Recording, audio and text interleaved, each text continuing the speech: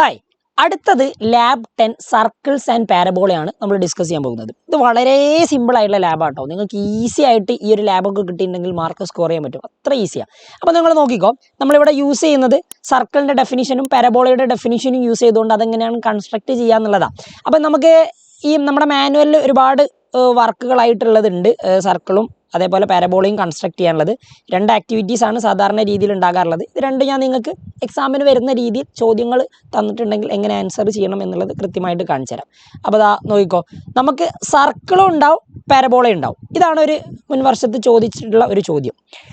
ആദ്യം draw the circle x square plus y square plus 6x minus 4y minus 3 equal to 0 by giving the equation in the input bar and find its center and radius. എങ്ങനെയാണെന്നറിയാം നിങ്ങളിത് ചെയ്യേണ്ടത്? Input ബാറിൽ ഡയറക്റ്റായിട്ട് ഇതങ്ങ് type ചെയ്താൽ മതി. അപ്പോൾ നിങ്ങൾ GeoGebra എടുക്കുക. X square plus Y square plus 6x minus 4y minus 3 equal to 0 എന്നല്ലേ. അപ്പോൾ നിങ്ങൾ ജിയോജിബ്ര എടുക്കുക. ജിയോജിബ്രയിൽ പോയിട്ട് നിങ്ങളത് ടൈപ്പ് ചെയ്ത് കൊടുത്തിട്ടുണ്ടെങ്കിൽ നിങ്ങൾക്കത് കൃത്യമായിട്ട് ആൻസർ കിട്ടും കേട്ടോ. X square plus Y square plus 4x അതെന്തായിരുന്നു ഇക്വേഷൻ? എന്തായിരുന്നു? 6x മൈനസ് 4y മൈനസ് 3 അല്ലേ. 6x minus 4y minus 3. അപ്പോൾ അതാ 6x minus 4y minus 3 equal to 0 enter അടിച്ചു കൊടുത്തിട്ടുണ്ടെങ്കിൽ സർക്കിൾ കിട്ടും.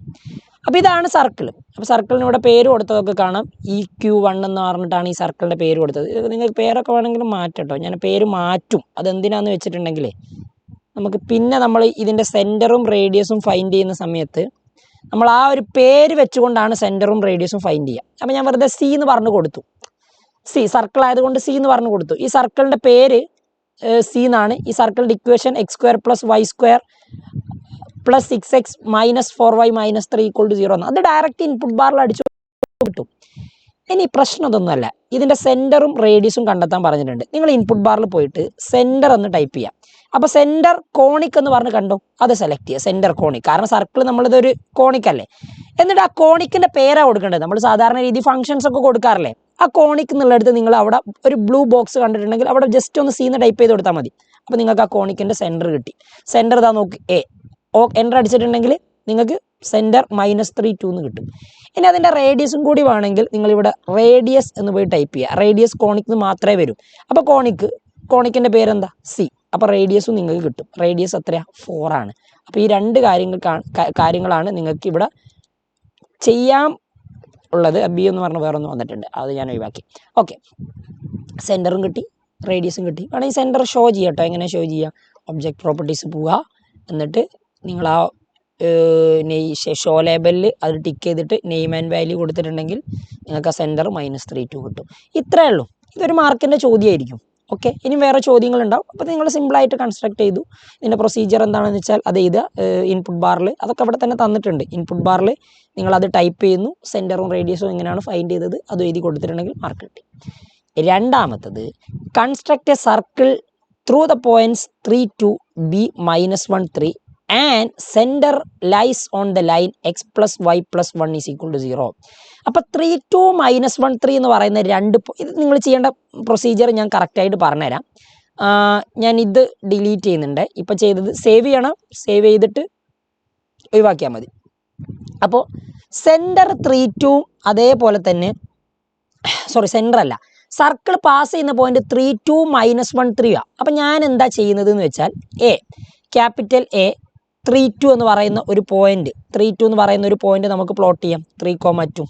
ഓക്കെ, ഇനി അതേപോലെ b is equal to minus 3 1 അല്ലേ. B is equal to minus 3,1 minus 3,1 എന്ന് പറയുന്ന ഒരു പോയിന്റും പ്ലോട്ട് ചെയ്യാം. മൈനസ് 3,1.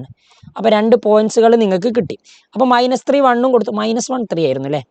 ഓക്കെ, അടുത്തത് x plus y plus 1 is equal to 0 എന്ന് പറയുന്ന ലൈന് വേണം. അത് പാസ് ചെയ്യുന്നത് സെൻറ്ററിലൂടെയാണ്, അല്ലെങ്കിൽ സെൻറ്ററിലായി ചെയ്യുന്ന ഒരു ലൈനാണ് x plus y plus 1 equal to 0 എന്ന് പറയുന്നത്. ഞാൻ ഇത് മാറ്റേ, ബി ഈക്വൽ ടു മൈനസ് 1 3 എന്ന് പറയുന്നത് ഞാൻ മാറ്റാം. എന്നിട്ട് ആ ലൈനും ഒന്ന് വരയ്ക്കാം. അപ്പോൾ അതാ നോക്ക്, ബി എന്ന് പറയുന്ന പോയിന്റ് നമുക്ക് ഇവിടെ ഒബ്ജക്റ്റ് പ്രോപ്പർട്ടീസ് പോയി എഡിറ്റ് ചെയ്യാൻ പറ്റും. മൈനസ് 3 1 എന്നുള്ളത് മൈനസ് 1 3 എന്നാക്കിയാൽ മതി. ഓക്കെ, അപ്പോൾ -1 3 എന്നായി. ഇതൊന്നും വലിയ പ്രശ്നമല്ല. ക്വസ്റ്റ്യൻ നോക്കി കറക്റ്റ് ചെയ്താൽ മതി. ഇനി അടുത്തത് ഇത് രണ്ടും സർക്കിളിലെ 2 പോയിന്റാണ്. ഇനി സെൻറ്റർ പാസ് ചെയ്യുന്ന ലൈനാണ് x+y+1 = 0 എന്ന് പറഞ്ഞ് തന്നത്. അപ്പോൾ നിങ്ങൾ ചെയ്യേണ്ട കാര്യം എന്താണെന്നറിയോ? ക്യാപിറ്റൽ കൊടുത്തത് കൊണ്ട് സ്ലൈഡർ ക്രിയേറ്റ് ചെയ്യാൻ പറഞ്ഞിട്ടുണ്ട്. ഓക്കെ, ഞാനത് ഒഴിവാക്കുന്നുണ്ട്. ക്യാപിറ്റൽ വൈ ആയി പോയത് കൊണ്ടുള്ള പ്രശ്നമാണ്. സ്മോൾ ലെറ്റർ കൊടുത്താലേ അത് കിട്ടും കേട്ടോ.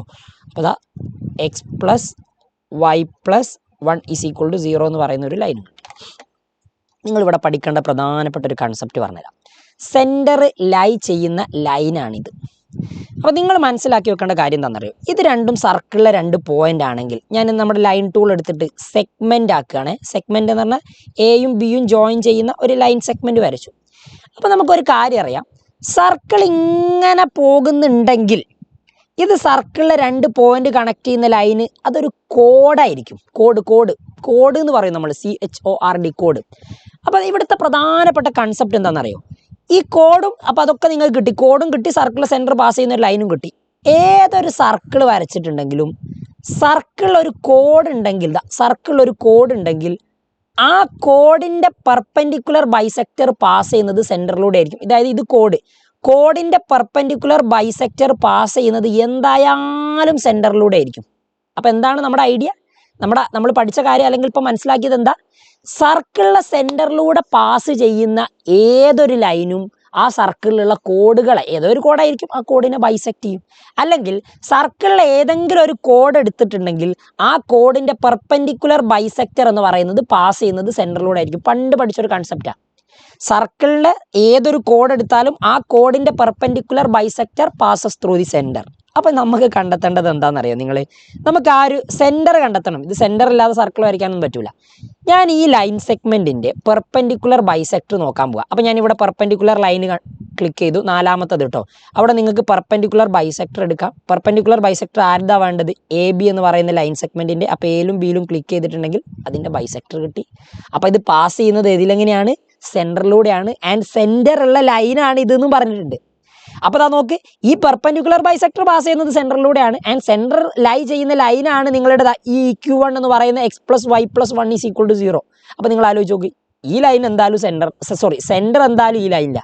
ഈ ലൈന് പാസ് ചെയ്യുന്നത്, അതായത് ബൈസെക്ടർ പാസ് ചെയ്യുന്നതും സെൻറ്ററിലൂടെ. അപ്പോൾ ഒരു കാര്യം ഉറപ്പായി, ഇത് രണ്ടും ഇൻ്റർസെക്ട് ചെയ്യുന്ന പോയിന്റ് ഏതാണോ അതായിരിക്കും ആക്ച്വലി നമ്മുടെ എന്തെന്ന് പറയുന്നത്, സെൻറ്റർ എന്ന് പറയുന്നത്. അപ്പോൾ നിങ്ങൾ എന്ത് ചെയ്യാന്നറിയോ? ഇൻ്റർസെക്റ്റ്, അതായത് 2ാമത്തത് എടുത്തിട്ട് അതിൽ ഇൻ്റർസെക്റ്റ് സെലക്ട് ചെയ്യുക. ആരുടെയൊക്കെ ഇൻ്റർസെക്റ്റിംഗ് പോയിന്റ് ആവേണ്ടത്? ഈ ലൈൻ്റെതും ഇൻ്റർസെക്റ്റിംഗ് പോയിന്റ് C കിട്ടി. അപ്പോൾ C ആയിരിക്കും ആക്ച്വലി എന്ത്? സർക്കിളിൻ്റെ സെൻറ്റർ എന്ന് പറയുന്നത്. അപ്പോൾ സർക്കിളിൻ്റെ സെൻറ്റർ കിട്ടി. സെൻറ്റർ കിട്ടിയാൽ ആ സർക്കിൾ വരയ്ക്കാൻ വളരെ ഈസിയാണ്. എങ്ങനെയാണെന്നറിയോ? സർക്കിൾ എടുക്കുക, circle with centre and through point ഇല്ലേ, അതെടുക്കുക. എന്നിട്ട് സർക്കിളിലെ സെൻറ്റർ ക്ലിക്ക് ചെയ്യുക. നിങ്ങൾ സെൻറ്റർ ക്ലിക്ക് ചെയ്തിട്ട് ഇതാ ഇപ്പോൾ നിങ്ങൾ ഇങ്ങനെ കൊണ്ടുപോയിട്ടുണ്ടെങ്കിൽ എയിലും ബിയിലൂടെയും കറക്റ്റ് പാസ് ചെയ്യുന്ന ടൈം കിട്ടും. അപ്പോൾ നിങ്ങൾ എവിടെ പോയി ക്ലിക്ക് ചെയ്താൽ മതി? Centre with centre and through A point, ആ പോയിന്റ് B. അപ്പോൾ ബിയിൽ ക്ലിക്ക് ചെയ്തിട്ടുണ്ടെങ്കിൽ നിങ്ങൾക്ക് ആ സർക്കിൾ കിട്ടും. ഓക്കെ, അത് നമ്മൾ വളരെ ഭംഗിയായിട്ട് വരച്ചു. കാര്യം ഈസി അല്ലേ? അപ്പോൾ ഇവിടുത്തെ കൺസെപ്റ്റ് എന്താണ്? കോഡ് കിട്ടിയിട്ടുണ്ടെങ്കിൽ സർക്കിളിൽ പാസ് ചെയ്യുന്ന ഏത് 2 പോയിന്റ് തന്നിട്ടുണ്ടെങ്കിലും അതെന്താണ് ആക്ച്വലി സർക്കിളിലൊരു കോഡാണ്. അപ്പോൾ ആ ലൈൻ സെഗ്മെൻറ്റ് ജോയിൻ ചെയ്താൽ അതിൻ്റെ പെർപെൻഡിക്കുലർ ബൈസെക്ടർ എന്തായാലും പാസ് ചെയ്യുന്നത് സെൻറ്ററിലൂടെ ആയിരിക്കും. ആൻഡ് സെൻറ്ററുള്ള വേറൊരു ലൈനും തന്നിട്ടുണ്ട്. അപ്പോൾ ആ ഒരു സർക്കിൾ നിങ്ങൾക്ക് വളരെ ഭംഗിയായിട്ട് കിട്ടി. C എന്ന് പറയുന്നതാണ് സർക്കിളിൻ്റെ ഇക്വേഷനും ഇവിടെ നിങ്ങൾക്ക് കാണാം. ഇനി ഉണ്ടല്ലടാ, ഇതിൽ നിന്ന് പല രീതിയിൽ ചോദ്യങ്ങൾ ചോദിക്കാം. നിങ്ങളോട് ചോദിച്ചത് എന്താണോ അതിനനുസരിച്ച് ആൻസർ ചെയ്താൽ. Also write the centre and radius എന്ന, സെൻറ്ററും റേഡിയസും എഴുതാനാണ് പറഞ്ഞത്. അപ്പോൾ ഇത് ഞാൻ നിങ്ങൾക്ക് തിയററ്റിക്കലി നമ്മൾ പഠിച്ചത് വെച്ച് സെൻറ്റർ പറഞ്ഞുതരാം. x-h² + y-k² ആണ് സെൻറ്റർ. അപ്പോൾ ഇവിടെ h വരുന്നത് 0.1ഉം k വരുന്നത് -1.1 ആയിരിക്കും. നിങ്ങൾക്കത് നോക്കിയാൽ മനസ്സിലാവും. അപ്പോൾ സെൻറ്റർ 0.1, -1.1 ആയിരിക്കും. ആൻഡ് റേഡിയസ് ഈ √18.02 ആയിരിക്കും കിട്ടുക. ഇത് r². ഇതിൻ്റെ റൂട്ട് എടുത്താൽ റേഡിയസും കിട്ടും. അതിൻ്റെ ആവശ്യമൊന്നുമില്ല. നമ്മളിവിടെ പോവാം. ഇവിടെ പോയിട്ട് സെൻറ്റർ എന്നടിക്കുക. സെൻറ്റർ കോണിക് ഉണ്ടാവും. അപ്പോൾ ഇതാ കോണിക്കിൻ്റെ പേരെന്താന്ന് നോക്കണേ. കറക്റ്റ് ഈ സർക്കിളിൻ്റെ സെൻറ്ററിൻ്റെ കോണിക്കിൻ്റെ പേര് ആ സർക്കിളിൻ്റെ പേര് C എന്നാണ്. അപ്പോൾ സ്മോൾ ലെറ്റർ C അടിക്കുമ്പോൾ സെൻറ്റർ കിട്ടും. എന്താ നോക്ക്, 0.1 -1.1. ഇനി നിങ്ങൾ അവിടെ അടുത്തത് പോയിട്ട് റേഡിയസ് അടിക്കുക. റേഡിയസ് അടിക്കുമ്പോൾ തന്നെ 1 മാത്രമേ വരും. അതിൽ നിങ്ങൾ കോണിക്കിൻ്റെ പേര് C അടിക്കുക. അപ്പോൾ ആ റേഡിയസ് 4.24 കിട്ടി. ഇത്രയേ ഉള്ളൂ പരിപാടി. ഇങ്ങനെയാണ് ഇത് ചെയ്യേണ്ടത്. Very simple and very easy. Okay ആണല്ലോ? അപ്പോൾ അതും കഴിഞ്ഞു. അപ്പോൾ അത് മനസ്സിലാക്കി വെക്കുക, ബുദ്ധിമുട്ടില്ല. ഇനി പാരബോള. അപ്പോൾ നോക്ക്, യൂസിങ് ഇൻപുട്ട് കമാൻഡ് പാരബോള വരയ്ക്കണമെങ്കിൽ പാരബോള എന്ന് ടൈപ്പ് ചെയ്യുക. ഇവിടെ തന്നിട്ടുള്ളത് ഇത് ഫോക്കസാണ്. 40 ആൻഡ് ഇത് ഡയറക്ട്രിക്സാണ്. അപ്പോൾ നിങ്ങൾ ഇവിടെ പാരബോള എന്ന് പറയുന്ന ഇൻപുട്ട് കൊടുക്കുന്ന സമയത്ത് ഞാൻ ഇതൊന്ന് ഡിലീറ്റ് ചെയ്യുന്നുണ്ട്, ഈ ചെയ്ത് ഡിലീറ്റ് ചെയ്യുന്നുണ്ട്. ഇതൊക്കെ തന്നെയാണ് കേട്ടോ നിങ്ങൾക്ക് അവിടെ ആക്ടിവിറ്റീസിലുള്ളത്, ഈ സെയിം സംഭവങ്ങൾ തന്നെയാണ്. അപ്പോൾ ഇത് പഠിച്ചാൽ തന്നെ മതി. പാരബോള എന്ന് ടൈപ്പ് ചെയ്തിട്ടുണ്ടെങ്കിൽ നിങ്ങൾക്ക് ആദ്യം കാണുന്ന പാരബോള പോയിൻ്റ് ആൻഡ് ലൈനില്ലേ, അത് സെലക്ട് ചെയ്യുക. നിങ്ങളോട് പറഞ്ഞതിൽ 40 അല്ലേ പോയിന്റ് പറഞ്ഞത്, അതായത് ഫോക്കസ് ആണ് ആ 40 ഉദ്ദേശിക്കുന്നത്. നിങ്ങൾ അവിടെ 40 ടൈപ്പ് ചെയ്യുക. ലൈൻ എന്ന് പറഞ്ഞാൽ x = -4, അപ്പോൾ x = -4 ഇത് രണ്ടും വെച്ചിട്ടുണ്ടെങ്കിൽ നിങ്ങൾക്ക് ഒരു പാരബോള കിട്ടി. ബുദ്ധിമുട്ടില്ലല്ലോ, പ്രശ്നമല്ല. അപ്പോൾ നിങ്ങളത് വരച്ചേ, നിങ്ങളത് വളരെ ഭംഗിയായിട്ട് വരച്ച് കാണിച്ചു കൊടുത്തു. ഓക്കെ, ഇനി ചോദ്യത്തിൽ പാരബോള വരച്ചു, ഇനി ബുദ്ധിമുട്ടൊന്നുമില്ല. ഫോക്കസ് 40 ആണ് നമുക്ക് ഓൾറെഡി അറിയാം, ഡയറക്റ്റ് x = -4 ആണെന്നും അറിയാം. ഇപ്പോൾ ഇനി അത് കണ്ടെത്തേണ്ട ആവശ്യം ഒന്നുമില്ലല്ലോ, അതും ചെയ്തു. ഇനി write the focus, directrix and equation of the parabola. അപ്പോൾ ഈ പാരബോളയുടെ ഇക്വേഷൻ എന്താ? ഫോക്കസ് 40 ഫോക്കസ് 40, ഇത് ഫോക്കസ് ആണ് നിങ്ങൾക്ക് ഇവിടെ തന്നിട്ടുള്ളത്. ഈ ലൈൻ x = -4 ആണ് directrix. And equation of parabola, ഈ പാരബോളയുടെ ഇക്വേഷൻ വരുന്നത് y² = 4ax എന്നാണ്. എ എന്ന് പറഞ്ഞിട്ടുണ്ടെങ്കിൽ നിങ്ങൾ ആ മാർക്ക് ചെയ്യുന്ന നിങ്ങളുടെ ഫോക്കസിൻ്റെ കോർഡിനേറ്റ്, അപ്പോൾ അവിടെ നിങ്ങൾ എ ആയിട്ട് കൊടുത്തത് എന്താണെന്നറിയോ? പാരബോളയുടെ ഐഡിയ മനസ്സിലാക്കണേ. ഇതാണ് A0, ഇതാണ് A0, അപ്പോൾ A4 അല്ലേ? അപ്പോൾ നിങ്ങളുടെ ഇക്വേഷൻ വരിക y² = 4 × എക്ക് പകരം ഈ 4 കൊടുക്കുക, അപ്പോൾ 16x എന്നായിരിക്കും നിങ്ങളുടെ ആ പാരബോളയുടെ ഇക്വേഷൻ വരിക. ക്ലിയർ ആണോ? ബുദ്ധിമുട്ടില്ലല്ലോ. അപ്പോൾ ഇതാണ് ആ പാരബോള. ഇവിടെ നിന്ന് തന്നെ ഇക്വേഷൻ ഉണ്ട്, y² - 16x = 0 എന്നില്ലേ. ഇത് എഴുതി കൊടുത്താലും മതി. ഇത് എഴുതി കൊടുത്താലും നിങ്ങൾക്ക് അവിടെ നിന്ന് കറക്റ്റായിട്ട് ആൻസർ കിട്ടും കേട്ടോ. അപ്പോൾ അതൊന്നും വലിയ ബുദ്ധിമുട്ടുള്ള കാര്യമല്ല. ഫോക്കസ് കണ്ടെത്തണമെങ്കിൽ ഫോക്കസ് കോണിക്കടിക്കുക, എന്നിട്ട് അവിടെ C എന്ന് ടൈപ്പ് ചെയ്തിട്ടുണ്ടെങ്കിൽ ഫോക്കസ് കിട്ടി. ഓക്കെ, അതും വലിയ പ്രശ്നമല്ല. ഡയറക്ട്രിക്സ് അങ്ങനെ ചെയ്യാറില്ല നമ്മൾ. ഡയറക്ട്രിക്സ് അടിച്ചു നോക്കാം, നമുക്ക് ഡയറക്ട്രിക്സ് കിട്ടുമെന്ന്. ഡയറക്ഷൻ ലൈൻ ഉണ്ട്, അപ്പോൾ ഡയറക്ട്രിക്സും കിട്ടും കേട്ടോ. ഡയറക്ട്രിക്സ് കോണിക്ക് അടിച്ചിട്ടുണ്ടെങ്കിൽ ഡയറക്ട്രിക്സ് C അടിച്ചാൽ നിങ്ങൾക്ക് ഡയറക്ട്രിക്സും കിട്ടും. നോക്ക്, ഇനി ഇക്വേഷൻ എഴുതേണ്ട ആവശ്യമൊന്നുമില്ല. ഡയറക്ട്രിക്സ് x = -4 ആൻഡ് ഫോക്കസ് നിങ്ങൾക്ക് ഇതാ ഓൾറെഡി ഫോക്കസ് വന്നിട്ടില്ല. ഫോക്കസ് കോണിക്ക് അടിച്ചാൽ ഇതാ ഓക്കെ, ഫോക്കസ് 40 കിട്ടി. അപ്പോൾ ഇതൊന്നും വേറെ ചെയ്യേണ്ട ആവശ്യമില്ല, ഇതിൽ തന്നെ ചെയ്യാം. ഈ ലൈനാണ് ഡയറക്ട്രിക്സ്. ഇക്വേഷൻ ഓഫ് പാരബോള ചോദിച്ചാൽ y² - 16x = 0 അല്ലെങ്കിൽ y² = 16x. ഡയറക്ട്രിക്സ് ചോദിച്ചാൽ x = -4 ആൻഡ് ഫോക്കസ് ചോദിച്ചാൽ 40. ഇത്രയും കാര്യങ്ങൾ ചെയ്താൽ വലിയ ബുദ്ധിമുട്ടുള്ള സംഭവമൊന്നുമല്ലല്ലോ. ഓക്കെ, ഇതല്ല പ്രശ്നം. പ്രശ്നം എന്താണെന്നറിയാം? ഇങ്ങനെ ഒരു സംഭവം തന്നു, x² = 12y എന്ന് പറഞ്ഞിട്ട് നിങ്ങൾക്കൊരു ഇക്വേഷൻ തന്നത് കണ്ടോ, ഒരു പാരബോളയുടെ equation. Using a suitable command as above, ഇവിടെ തന്നിട്ടുള്ളതുപോലെ ഒരു സ്യൂട്ടബിൾ കമാൻഡ് യൂസ് ചെയ്തുകൊണ്ട് എബവ് ഈ കമാൻഡ് തന്നെ യൂസ് ചെയ്യണം. അങ്ങനെയാണെങ്കിൽ ഈ പാരബോളയുടെ എങ്ങനെ ഡ്രോ ചെയ്യുന്നുള്ളതാണ്, ഡ്രോ എന്നാണ് പറഞ്ഞത്. അപ്പോൾ ഞാൻ ഒരു കാര്യം ചോദിക്കട്ടെ, x² = 4ax എന്ന് തന്നാലും y² = 4x എന്ന് തന്നാലും 4a എന്ന് പറയുന്നതാണ് ഈ കോൺസ്റ്റൻറ്റിൻ്റെ കൂടെ ഉള്ളത്. ചിലപ്പോൾ അതിന് മുമ്പിൽ നെഗറ്റീവ് വരാം, നെഗറ്റീവ് വന്നിട്ടുണ്ടെങ്കിലും -4a എന്നാണ് വരിക. അപ്പോൾ 4a ആണ് ആക്ച്വലി 12. നിങ്ങൾ പാരബോള പഠിച്ച ആൾക്കാരാണ്. അപ്പോൾ എയുടെ വാല്യൂ എത്ര ആയിരിക്കും എന്നറിയോ? 4a = 12 ആണെങ്കിൽ നമുക്ക് 4a = 12 ആണെങ്കിൽ a = 12/4 ആണ് വരിക. അതായത് 12/4 എന്ന് പറഞ്ഞിട്ടുണ്ടെങ്കിൽ എയുടെ വാല്യൂ നിങ്ങൾക്ക് കിട്ടുക 3 ആയിരിക്കും. ശ്രദ്ധിക്കേണ്ട കാര്യം, ഇവിടെ സ്ക്വയർ ഇല്ലാത്ത ടേം y അല്ലേ, അപ്പോൾ ഇത് പോസിറ്റീവ് y ആക്സിസിലേക്ക് ഓപ്പൺ ആയി കിടക്കുന്ന ഇങ്ങനെ വരുന്ന ഒരു പാരബോള ആയിരിക്കും. ഇങ്ങനെ വരുന്ന ഒരു പാരബോള. അപ്പോൾ അതിൻ്റെ ഫോക്കസ് ഉണ്ടാവും ഇവിടെയാണ്. ഫോക്കസ് ഇവിടെ ആണെങ്കിൽ ഫോക്കസ് നമ്മൾ മാർക്ക് ചെയ്യുക 0a എന്നാണ്. അപ്പോൾ ഫോക്കസ് മാർക്ക് ചെയ്യേണ്ടത് 0,3 എന്നാണ്. അപ്പോൾ ഇതാണ് ഫോക്കസ് 0,3.